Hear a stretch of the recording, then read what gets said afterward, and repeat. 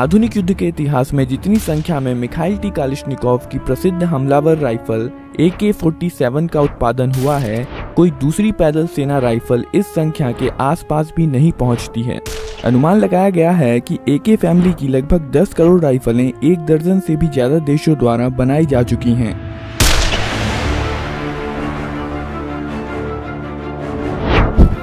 इस वीडियो में हम देखेंगे कि AK-47 काम कैसे करती है। AK-47 की स्टैंडर्ड मैगजीन में 30 राउंड आ सकते हैं और ये कर्व शेप की होती है ताकि कारतूस आसानी से बैरल में जा सके।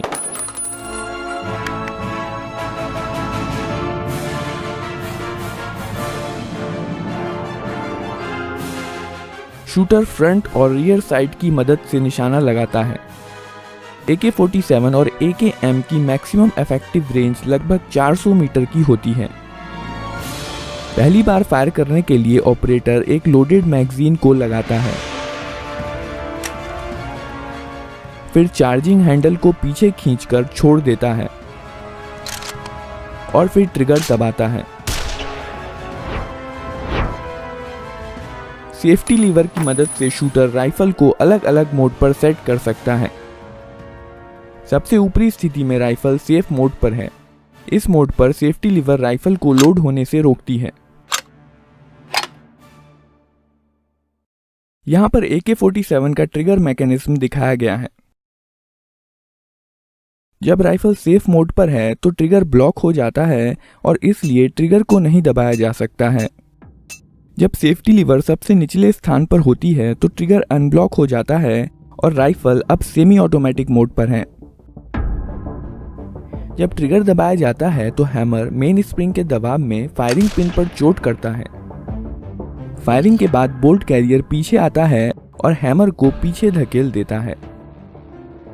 डिस्कनेक्टर हैमर को पकड़ लेता है। बोल्ट कैरियर रिकॉइल स्प्रिंग के कारण अपनी पहले वाली स्थिति में चला जाता है, जबकि हैमर डिस्कनेक्टर में फंसा रह जाता है। जब ट्रिगर रिलीज किया जाता है तो डिस्कनेक्टर हैमर को छोड़ देता है, पर तुरंत ही हैमर ट्रिगर में अटक जाता है और अब राइफल फिर से फायर करने के लिए तैयार है। इस प्रकार सेमी ऑटोमेटिक मोड में एक बार ट्रिगर दबाने पर राइफल एक ही राउंड फायर करती है। दूसरा राउंड फायर करने के लिए ट्रिगर को रिलीज करना जरूरी होता है। फुल्ली ऑटोमेटिक मोड में सेफ्टी लीवर बीच की स्थिति में होती है और डिस्कनेक्टर को ब्लॉक करके रखती है। इस केस में फायरिंग के बाद जब बोल्ट कैरियर हैमर को पीछे धकेलता है, डिस्कनेक्टर हैमर को नहीं पकड़ पाता है। लेकिन अगर हैमर को किसी चीज से रोका नहीं गया तो यह बोल्ट कैरियर के साथ वापस चला जाएगा। इसे रोकने के लिए ऑटो सीयर का इस्तेमाल किया जाता है। बोल्ट कैरियर के वापस लौटते समय ऑटो सीयर हैमर को रोक कर रखता है। वहीं बोल्ट कैरियर वापस लौटने के दौरान ऑटो सीयर को हैमर से डिसएंगेज कर देता है और इसलिए हैमर ऑटोमेटिकली फायरिंग पिन पर चोट कर देता है। यही कारण है कि फुल्ली ऑटोमेटिक मोड पर राइफल तब तक फायर करती रहती है जब तक ट्रिगर को रिलीज नहीं कर दिया जाता या मैगजीन खत्म नहीं हो जाती। अब हम देखेंगे कि कारतूस को बैरल में कैसे लोड किया जाता है। जब बोल्ट कैरियर वापस आ रहा होता है, बोल्ट जो कि बोल्ट कैरियर में रखा होता है, मैगजीन में से एक कारतूस को बैरल में धकेल देता है।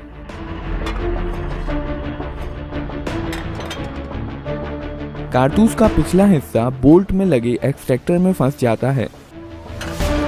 कारतूस लोड करने के बाद बोल्ट घूम जाता है ताकि इस पर बने लॉकिंग लग्स की मदद से इसे लॉक किया जा सके।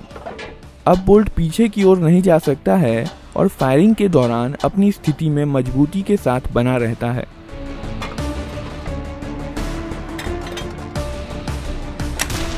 बोल्ट को बोल्ट कैरियर के अंदरूनी हिस्से में बने कैम गाइड के माध्यम से घुमाया जाता है।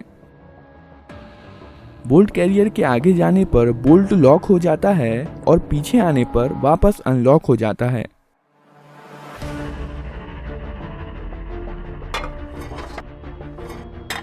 अब बंदूक फायरिंग के लिए तैयार है।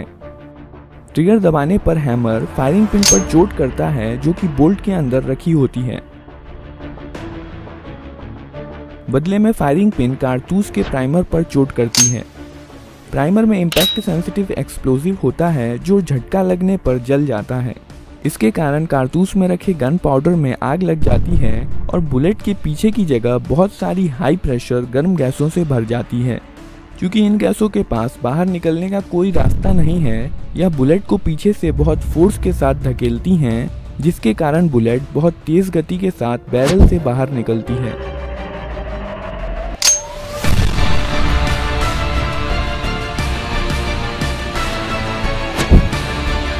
यह एक्सपेंड होती हुई गैसें गैस पिस्टन को पीछे की तरफ धकेल देती हैं।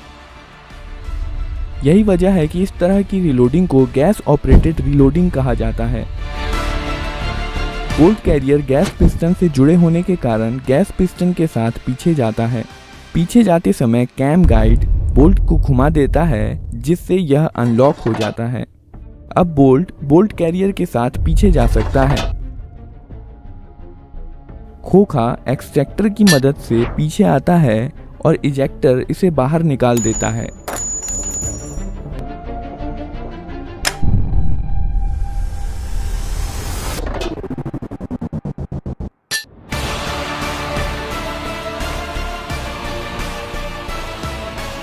पीछे जाते समय बोल्ट कैरियर हैमर को पीछे धकेल देता है और वापस आते समय बैरल में अगला राउंड लोड कर देता है और इस प्रकार मोड के अनुसार राइफल अगला राउंड फायर करने के लिए तैयार है।